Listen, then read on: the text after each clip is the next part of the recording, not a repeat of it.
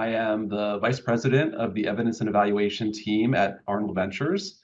I'm lucky to be joined by my colleague, Samantha Luciani, who's a research manager on the Evidence and Evaluation team.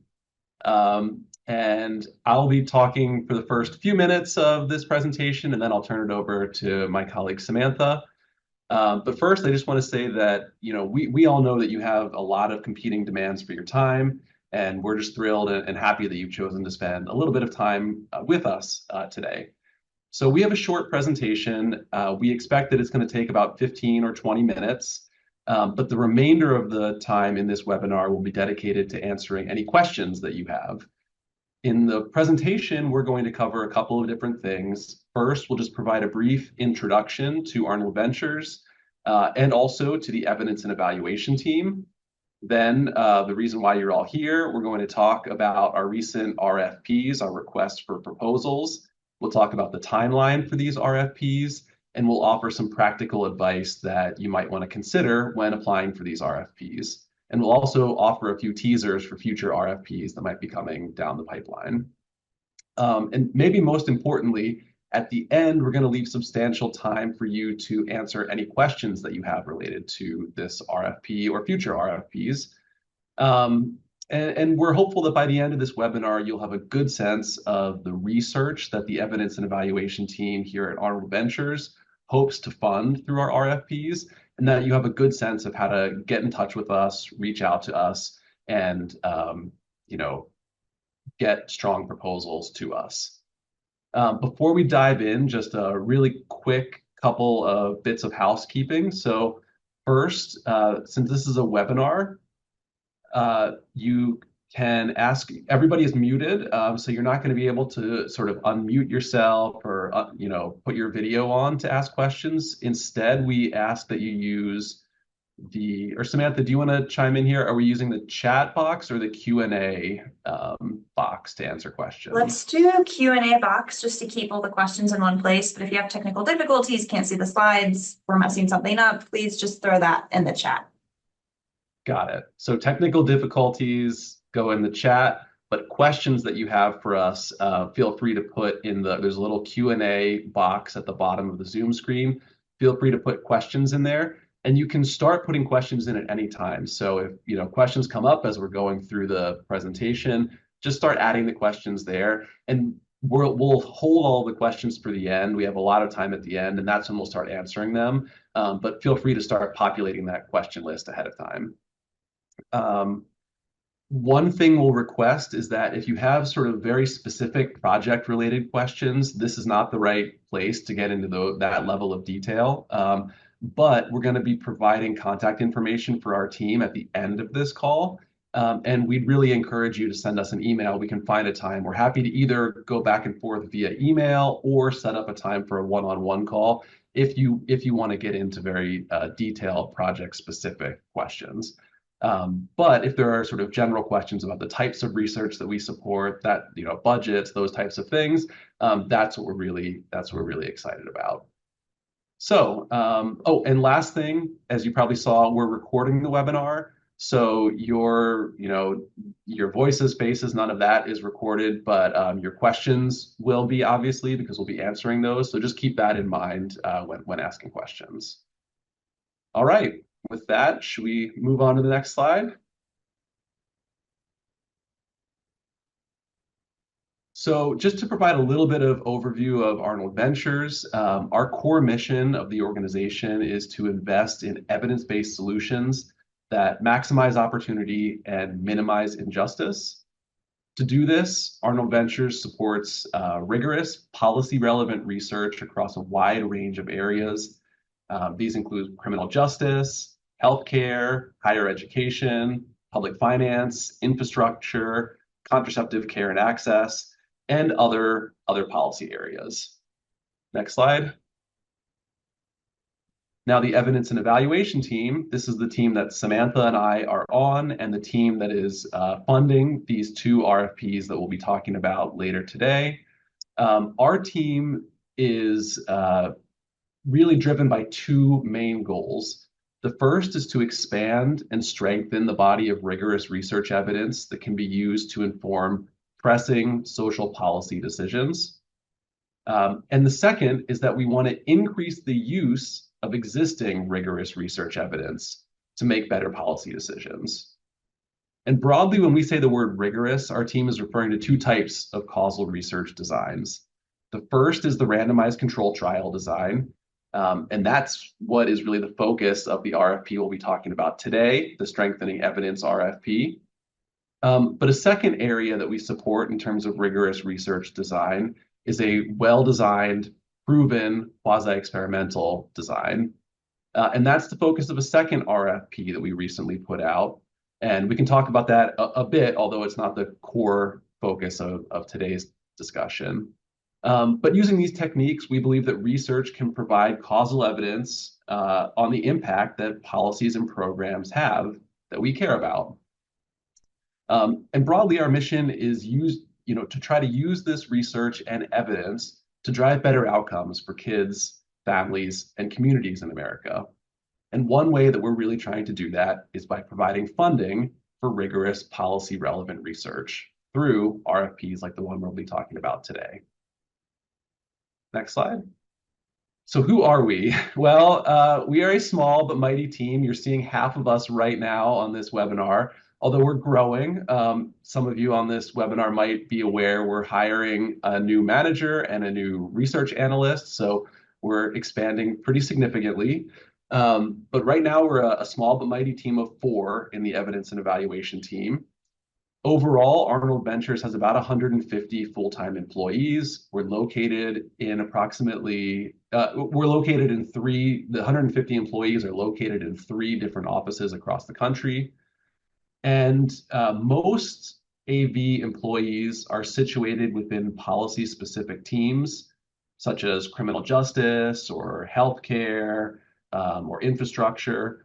But the evidence and evaluation team is a little bit different. So we support research that spans a wide range of social policy areas.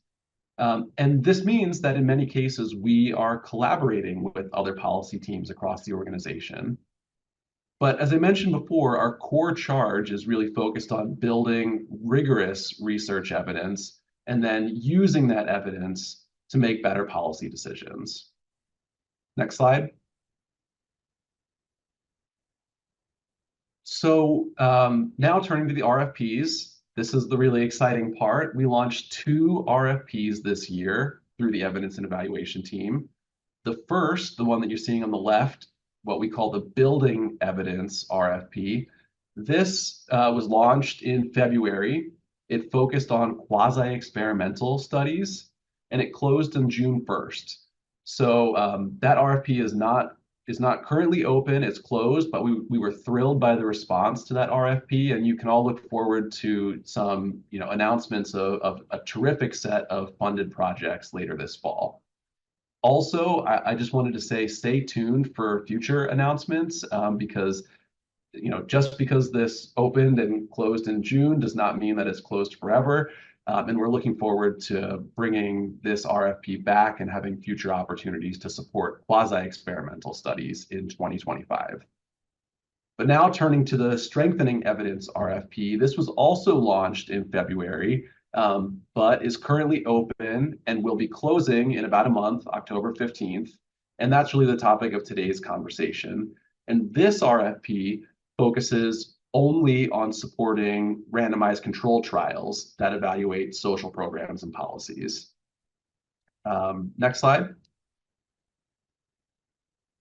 So in just a moment, I'm going to turn it over to Samantha to walk us through more specifics about the Strengthening Evidence RFP, but I just wanted to say one last word about why we're so excited about these RFPs. And the first is that when viewed together, these 2 RFPs really represent, I think, an expansion of the research investments that Arnold Ventures supports when it comes to rigorous causal research.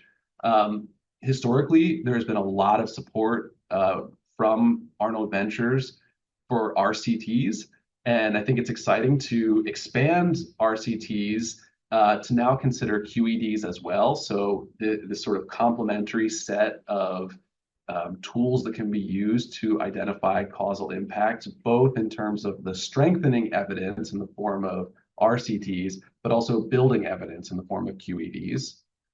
The second is that we're committed to diversifying the community of researchers who are supported in conducting this important research. And a funding priority that we have in giving out these investments is to support early career researchers and those who have not previously received funding from Arnold Ventures. And finally, and this is going to come up later when Samantha talks about some of the direct and most immediate priorities that we have in making these investments, is that we're really excited about supporting research that can directly support policymaking at all levels of government. And I know this is something Samantha's going to get into shortly. So with that, hopefully I've teed up sort of at a high level what we're interested in, who we are, and what we do. And I'll turn it over to Samantha to talk through some of the additional details related to this RFP. You. Sorry, I'm losing my mouse. It's disappearing. Okay.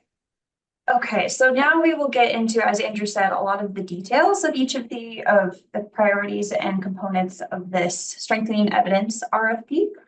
And so as a reminder, as we get into these details, I'm sure some questions will come up. So please just drop those in the Q&A box and we'll be monitoring that as we go along.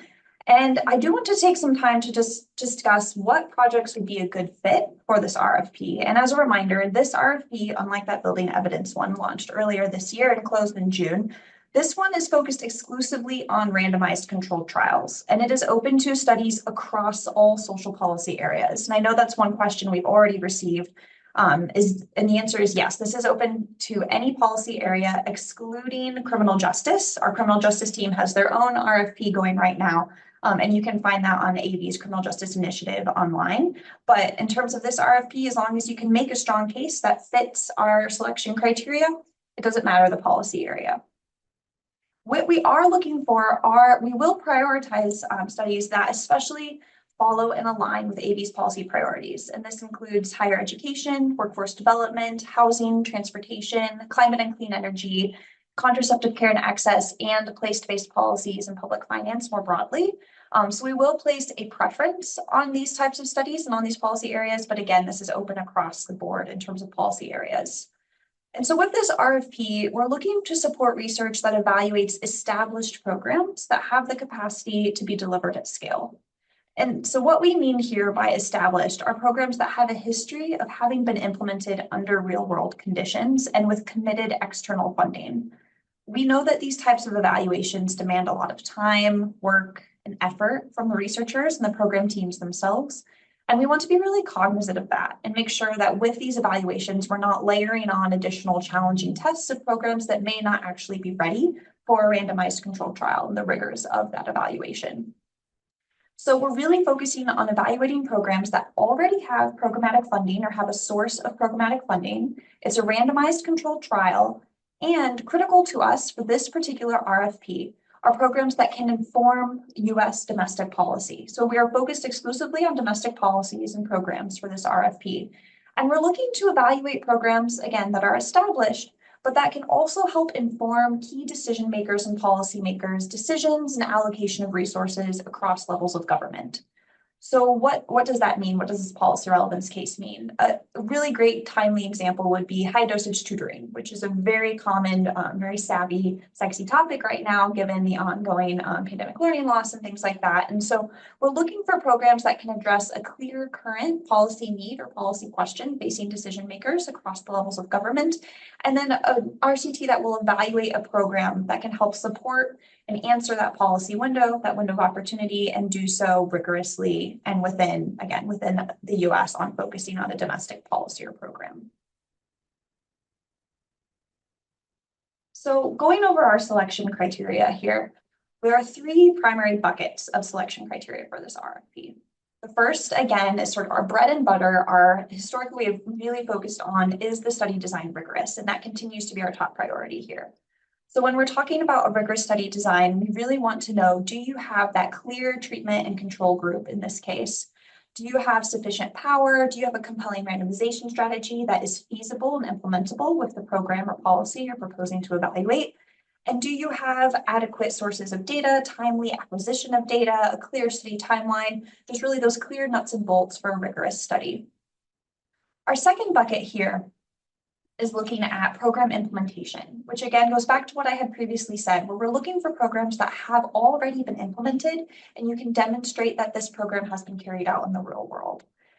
Some ways that you could demonstrate this, and this is outlined in the RFP, could be data on the participation within the program, on its geographic reach, or preliminary measures, or even perhaps a previous smaller scale RCT demonstrating the program's impact on the community. The program doesn't have to have had a previous RCT to be eligible for this RFP, but that is just one of a variety of ways that you can demonstrate the program has been successfully implemented in the real world. And again, what we're looking for here, we're not trying to be exclusionary, but we really want to make sure that we're evaluating programs that are ready and primed for an RCT. These are really rigorous studies that can place an undue burden on a program that's not quite ready. And so we want to make sure that programs and policies are prepared for the trials and tribulations of a randomized controlled trial. And finally, that last bucket here, again, is that policy relevance piece. If you know Arnold Ventures historically, this is a bit of a new selection criterion for us. And we're really focusing and hoping to not just do research for research's sake with this RFP, but to really try and connect the research with clear open windows of opportunity and policy questions that are active right now. And again, just another reminder, we're focusing exclusively on domestic, so US-focused policies and programs. And we really ask that in your LOI, you can find ways to demonstrate that there are windows of opportunity and clear policy levers in place that could support scaling that program if found effective with the RCT. And so we have these clear selection criteria going, but we also do have some prioritization areas as well. And so for this RFP, we will prioritize studies that are measuring policy relevant outcomes. And by policy relevant outcomes, what I mean here are outcomes that are most salient to policymakers. For example, this could be educational achievement, such as GPA, graduation rates, workforce earnings and employment, hospitalizations, or even government spending. And we will prioritize studies that can evaluate both short and long-term outcomes. And it could be the same outcome over time, but we're really focused here on really understanding, does a program work both in the short term, say in a year, but does it have the expected and anticipated outcome several years later, several months later, really seeing that long-term outcome as well. And the definition of long-term here can vary by policy area. So we really want to work with you, but we really do just want to evaluate, does the program work, not just immediately, but over time. We also recognize that the length of follow-up can vary significantly depending on the population and data availability as well. So again, this is not a hard and fast rule where if you don't have long-term outcomes, you will not be considered, but it is just a priority and a preference area for us. Another strong preference area aligning with that long-term outcome is that of using administrative data whenever possible. We really prioritize and prefer use of administrative data. And the reason for that is just the ease of access, the greater disposition for replicability down the road. It really helps you in terms of having larger samples, sufficient power, and it's also more likely to use validated standardized survey instruments and measures that can, again, ease that transparency and replicability for future research on the same questions. And with this RFP, we are really excited to get to broaden the pool of researchers who are coming into the door. And so back when we launched these RFPs in February, maybe you were on our webinar then as well, and we were really, really shouting from the rooftops of wanting some new researchers coming in the door. And that continues to be our priority here. So I encourage those of you who may have never heard of us before, maybe just found us on a tweet or in an email, please do reach out if you have any questions. We're really hoping to solicit new research from folks who haven't been funded by AV previously, and we will especially encourage researchers who are from historically underrepresented groups in the research community, such as women or researchers of color, to apply. And finally, our last sort of priority preference area here is looking at programs that do have some prior evidence of impact. And that could be a small scale RCT, just kind of demonstrating this program has some inklings of success and is ready for a larger scale study. Or it could also be a quasi-experimental study that has been done and really set the stage for this more rigorous randomized controlled trial. Now, again, these are priority areas. They're not requirements, but it's just our way of trying to be a bit more transparent about what reviewers are looking for and what we will prioritize when we get these LOIs coming in the door. So if you are ready to apply, this is a big impetus for our webinar here today. Is previously these LOIs were accepted on a rolling basis for the Strengthened Evidence RFP. However, now we have a deadline. So now these LOIs, 3-page LOIs, are due October 15th. So about exactly a month from now, we will be closing this RFP and LOIs will not be accepted for the rest of the year. These LOIs will be reviewed based on that criteria and those priority points we already discussed. And all applicants, regardless of if they're invited to submit a full proposal or not, will be notified by December 1st if they are invited to submit that 7-ish page full proposal. So those that are invited to submit a full proposal, just to go through the timeline here, they will have until February 1st to submit that full proposal. This is hopefully going to accommodate any ends of semester kind of craziness, the holidays, all of those things. And then that timing period from full proposal submission to a final funding decision will vary depending on the size and complexity of the proposed project, but will hopefully notifications will be sent out by March 15th. But the big sort of red underlined message here on this slide is that we have a new deadline and it is October 15th for your 3-page LOI. And we are very much looking forward to reading them. And another sort of big exciting point, which you may also remember if you joined us in February, is that we have a new application portal. This is a big development for us and a big improvement, in my opinion, for us. And so this portal is used for both the Strengthening Evidence RFP, the Building Evidence RFP, and the Criminal Justice Initiatives RFP as well. So it's all housed in this portal. You can just make one account. And then that way you can just apply bam, bam, boom with whichever RFP best suits your research question. And you'll be able to also work with us, submit all materials you need via this portal. And we are very much updating the portal in real time. This is a learning process for us. So if you have technical difficulties with the portal, we'll have our email at the end as well. But we're hoping this can really expedite the process for you in terms of submissions, as well as expedite our review process so we can get you the answers sooner. And with that, we are back at our timeline. And I just wanted to take home a couple final points just to make sure you really understand that we are really looking forward to seeing your submissions.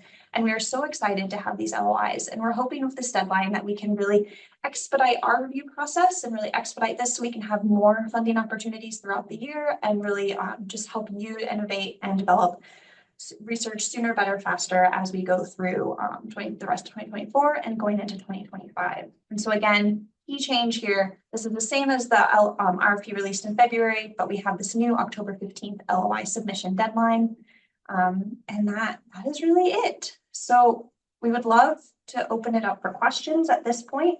See if there's anything we can answer for you. Again, please use the Q&A box that I think is either above or below, depending on your vantage point. And as a reminder, as Andrew said, if you have a specific research question or you really want to know a particular project, like will this fit the RFP, please save those. We'll have our email at the end and you can email us for project-specific questions. But if you have more generalizable questions, broader questions, we are happy to take those. And I know one question I do anticipate getting that I forgot to mention earlier is the approximate budget for these types of projects and timeline for these types of projects. And there is no set ceiling or floor for these projects in terms of budget, but we do just typically get budgets around the $300,000 to $500,000 range.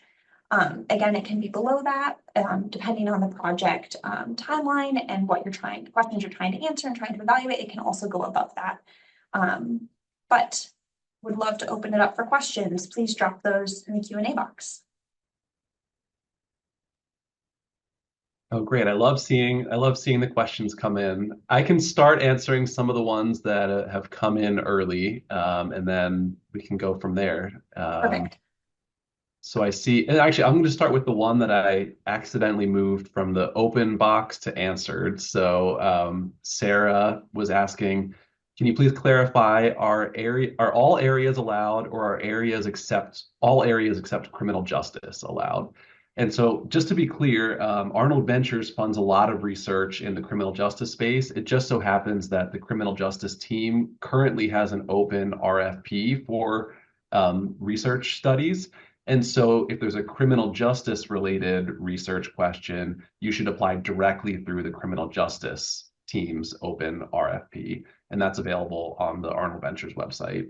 That's a separate RFP from the evidence and evaluation team's RFP, one that we're funding. If you did send something in through our RFP, we could pass it along to them, but it just helps separate things. If it's a criminal justice one, send it to their open RFP. Otherwise, broadly, all domestic policy areas are allowed. There are very few things that are almost, I can't think of really anything that's like explicitly excluded. It mainly just, the reason we excluded criminal justice was because we're already doing a criminal justice RFP through our other team. Hopefully that answer helps. Okay, and now I'm just going to start at the top and start going through some of these. So, do you include, and I really appreciate these questions. I was concerned we didn't get many questions in the beginning, and now they're all flying in, so this is great. And I'll do my best to start going through some of them. And Samantha, you can jump in as well. So I see the first one here. Do you include early childhood area in the RFP? Yes. So that's something that would fit, as long as it's domestic, early childhood in the United States, as long as there's a policy relevant question related to early childhood and it's being answered using an RCT, that would broadly fit within the scope of this RFP. Samantha, anything else to add to that one? Nope, I think that covers it really. I think we have a few questions related to that. I think a couple down, we also have a question about, which you may have already answered actually, if there are specific examples of studies or policy areas that we would or would not like to fund. And I think again, in terms of would not like to fund, it's really, as long as you can make that policy relevance case and just demonstrate that you're valuing the program rigorously, then the world's your oyster. Again, CJ should be separate into that criminal justice RFP, but you can also look at the evidence evaluation page on Arnold Ventures website, and you'll see a lot of examples of previous studies that we have done there and funded there, and that can give you a general gist and idea of the types of programs and policies we've evaluated and funded those evaluations previously.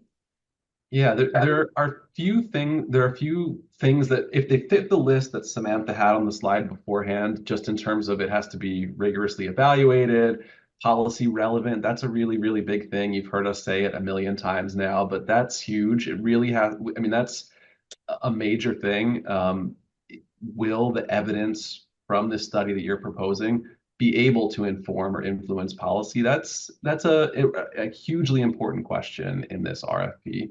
But if it meets those criteria, there are few things that we would likely not fund as long as it's domestic and policy relevant. Of course, there are priorities, and you can get a sense of what those priorities are from our website. There are whole teams within AV that are dedicated to certain policy areas. And so those are areas that we're, obviously we have a lot of expertise and a lot of history supporting.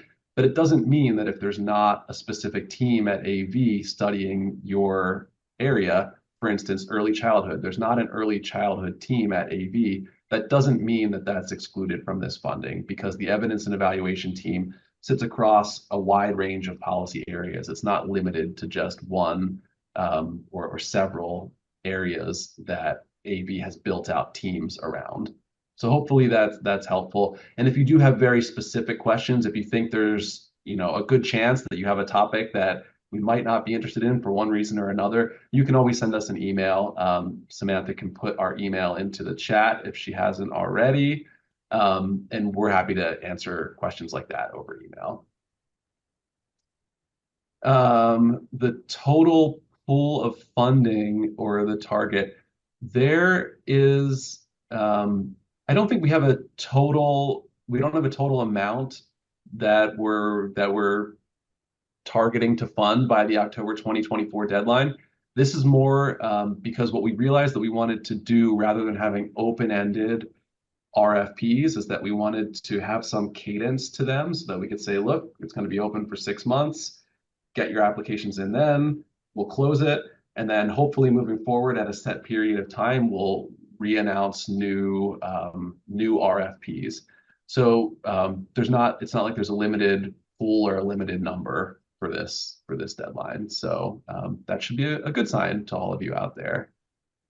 How are budgets normally split between research and implementation costs? That's a really, really good question, and I apologize. We did not, unless I missed it, we did not discuss that clearly in the presentation. So our research funding traditionally only covers the research part of the study. So if you wanted to do something that both had if you wanted to implement a program and then conduct an RCT to evaluate the effects of that program, we could fund the RCT that evaluates the effects of that program, but we traditionally do not cover the implementation costs of that program. And in many cases, we'll work with multiple funders, so you could get funding from someone else to cover the implementation costs, and we could fund the research costs. But we historically do not cover implementation costs in our funding. So yes, we anticipate the vast majority of the research funding that we will provide in this case for this RFP will go towards research rather than implementation. Let's see, I'm reading these questions in real time. So let's see, what do we have here next? So you said you won't be accepting LOIs for the rest of the year after October 15th. Do you have a sense of if or when you will start a new round of funding for RCTs in 2025? That's a great question. I wish I could tell you the answer to that right now. To be honest, do not know the answer to that right now, but it's something we're working hard on, and we'll let you know as soon as we have an answer for that. But I'm very optimistic that we'll be announcing some new RCTs, both QEDs and RCTs in 2025, but there's no formal details on that I can provide right now. So apologies that we have to be a little bit, that we don't know the answer to that for this call. All I can say is try your best to get it in by October 15th. Next question. So apologies if you already said this. Notice of award goes out March 15th, but when would the funding period start become available? Yes, that's another great question. We did not cover this. This is a little bit flexible. So we mostly just wanted to say that, we'll send you confirmation that you've gotten the grant by March 15th in most cases. But there's a little bit of flexibility then in terms of when you would actually start the project. Usually it takes about a month or two from the notice of award, so about a month or two after that March 15th date, for us to actually be able to get all the legal and finance in order so that we can actually work with you to start funding. Some cases it can be a little bit faster than that. It can also be after that, but typically about a month or two after that award date is when you can reasonably expect to start the study. If that seems like it's going to be a substantial barrier, that's something you could email us about, and we could sort of talk through it a little bit more. But typically, about a month or two after March 15th would be the preferred start date. What is the minimum award amount? Love this question. There's no minimum.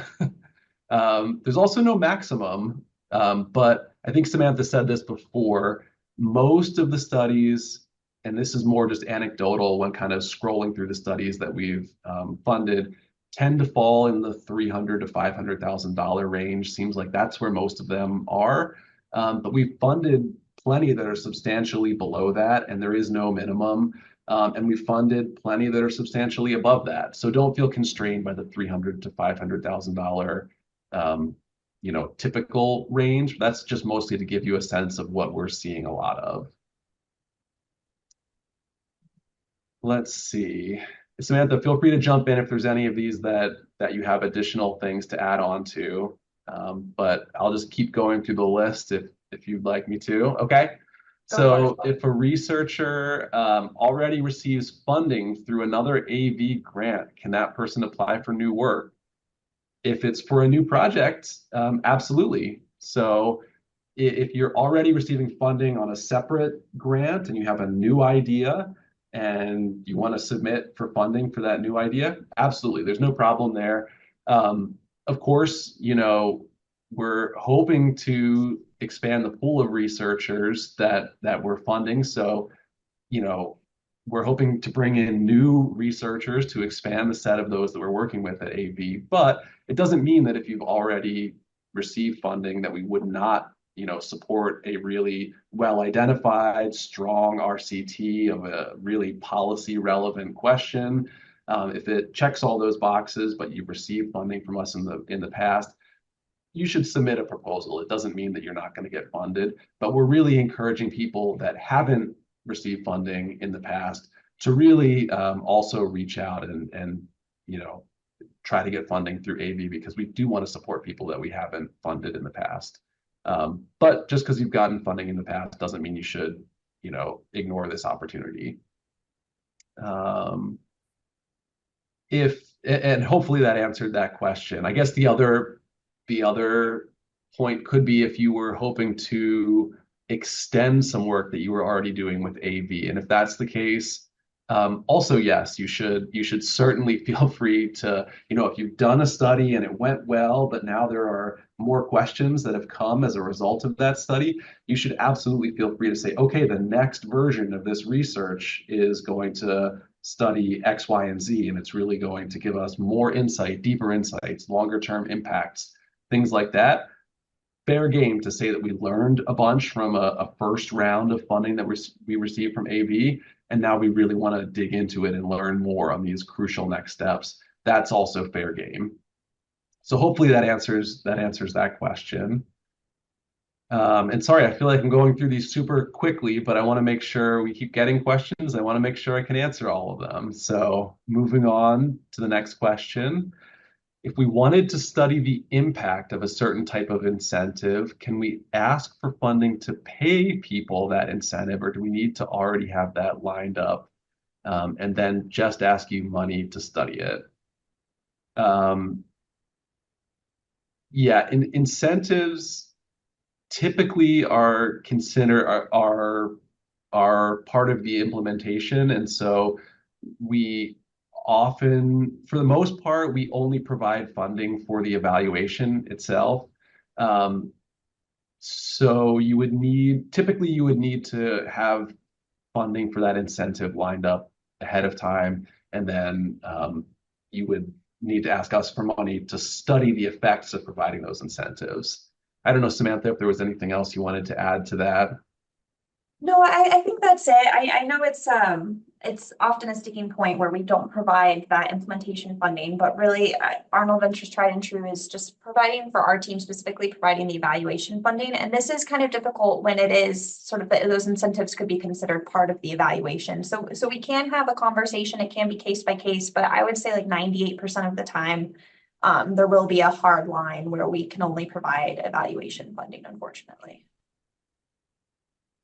But if you think that if it's a small amount and you think that there's a special case for it, we'd encourage you to send us an email and we can talk about it. So don't just leave if you hear something in this and you think that there's some opportunity, send us an email and we'll have a 30-minute chat one-on-one with you about it. And there's no reason to not just be as transparent as possible because we do want to fund research if we can. We're not looking to set up roadblocks.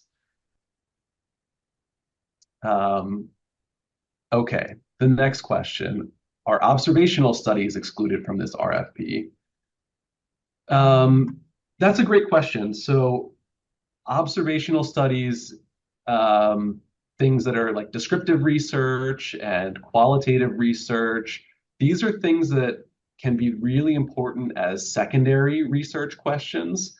But the primary research question that needs to be funded through this RFP at least has to be evaluated using an RCT or an experimental evaluation.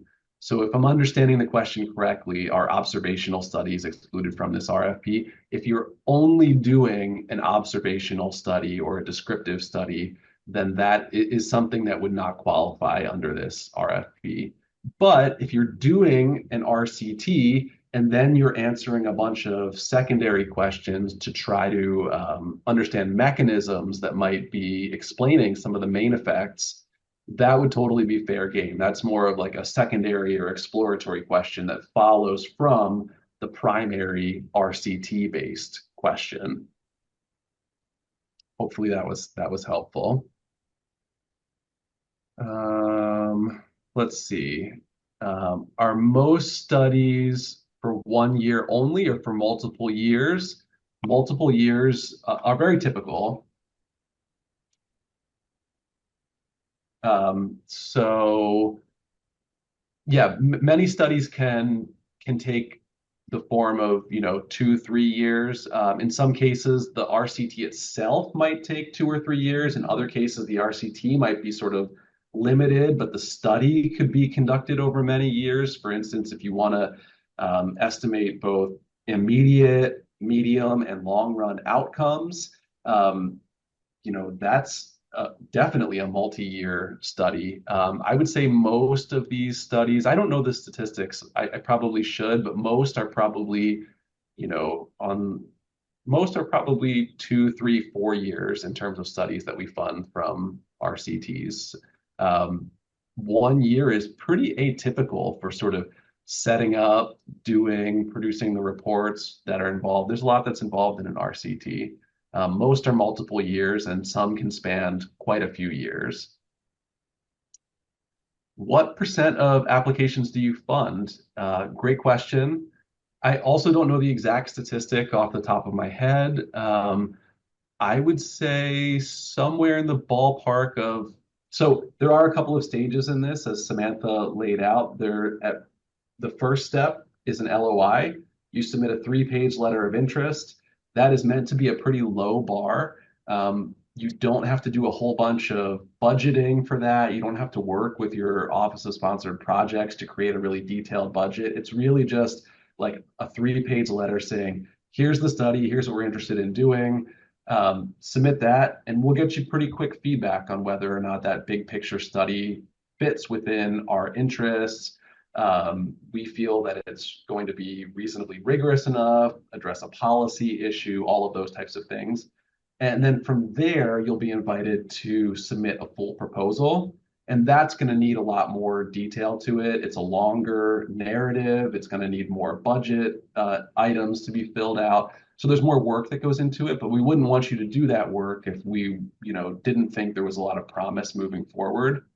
So among the LOIs that we receive, so out of everything we receive on October 15th, my guess would be that we would end up funding somewhere in the ballpark of 20%-ish of those LOIs to move forward long term to receive funding.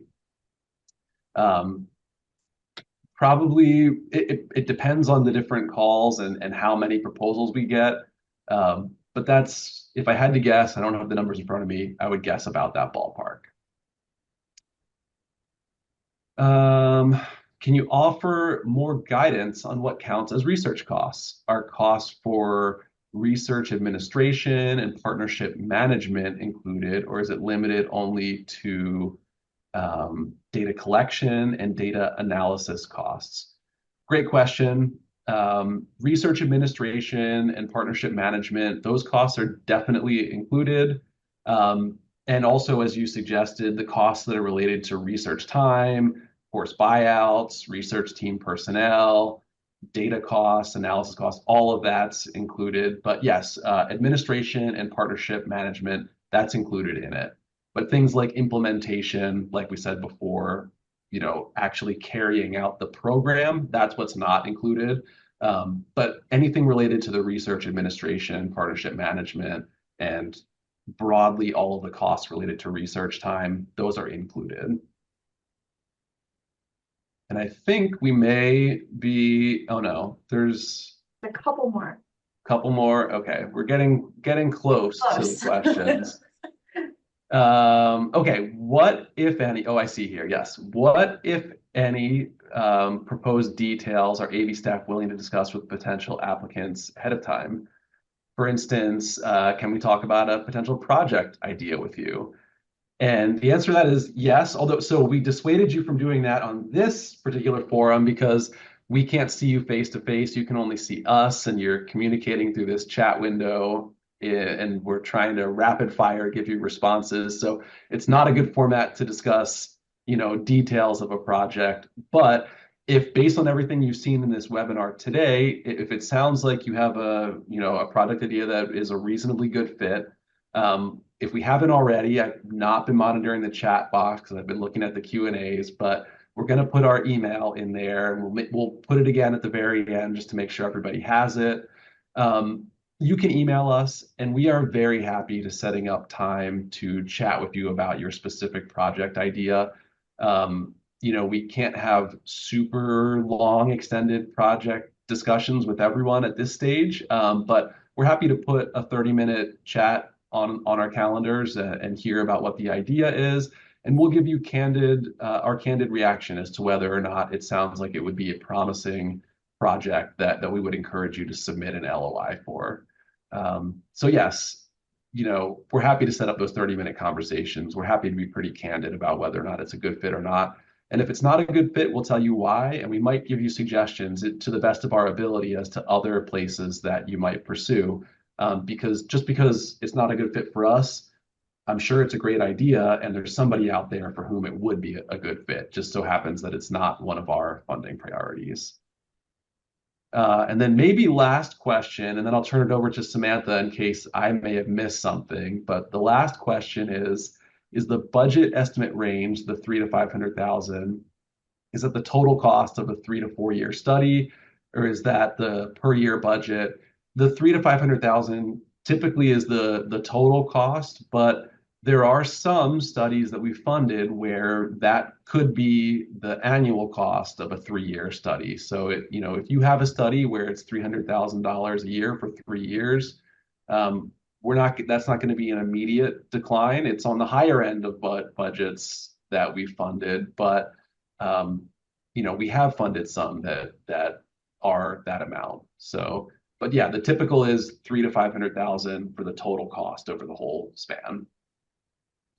And I think I answered all the questions. If I didn't realize how hard that would be. This is the first time I've done one of these, going through questions coming in quickly and trying to think of answers on the fly as they're coming in. I feel like it's some version of Gladiator or something that I was just going through, but hopefully I was able to provide somewhat clear answers to your question. Oh, one more? Okay. There's one more. It's the is research aim. It's a specific question. So we may want let's see, I believe it was Rebecca's question. Is research aimed at informing private health insurers in hopes they will fund a particular type of preventative care eligible? Are private insurers part of AV's conception of policymakers? I'm happy to take this, Andrew. Sure. I feel like, yeah, if you're happy to. And so thanks for the question, Rebecca. And I think as we were just saying, this actually more so falls into, this might be worth a call.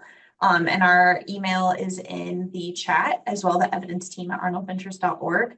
But just as a sort of preface to if you do decide to schedule that call, this is a bit outside of the box for us. And so this would be a question that we actually would probably want to raise with our healthcare initiative and portfolio at AV.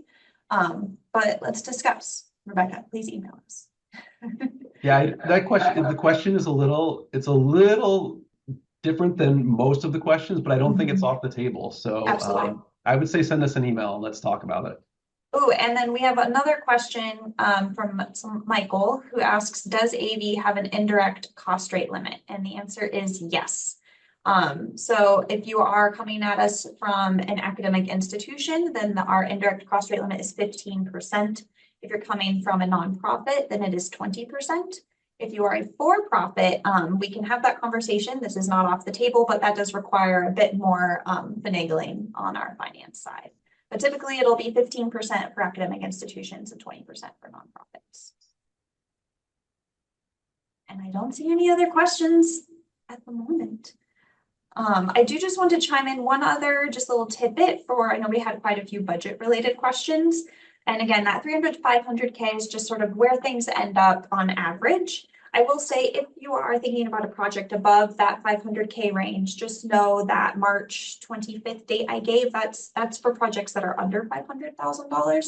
Projects over that, just given the scope of the project and the budget and the cost, will likely take longer on our end to do our due diligence and to go through our own processing and approval process. So those projects, you can expect a slightly longer approval process runway and timeline, just for your own planning as an FYI. And I don't see any other questions coming in, but we are 7 minutes short. Anything else to add, Andrew? Nothing else for me to add. I really appreciate everybody attending. Hopefully we were able to answer your questions. If we haven't, I see that Samantha has pasted our email in the chat, so you can feel free to email the whole team, and we'll do our best to get back to you quickly with all the questions that you might have. And we hope that we'll see your LOIs come through the door in just about a month here. And then I see Samantha just posted a link to the RFP, which provides all of the detail that we just kind of summarized quickly in this call. But you can look through that. Any other questions you have, we're a friendly group. Feel free. Now you've seen half of the team face to face over this webinar. And we're really happy to engage with you and set up calls, answer questions via email, whatever it takes.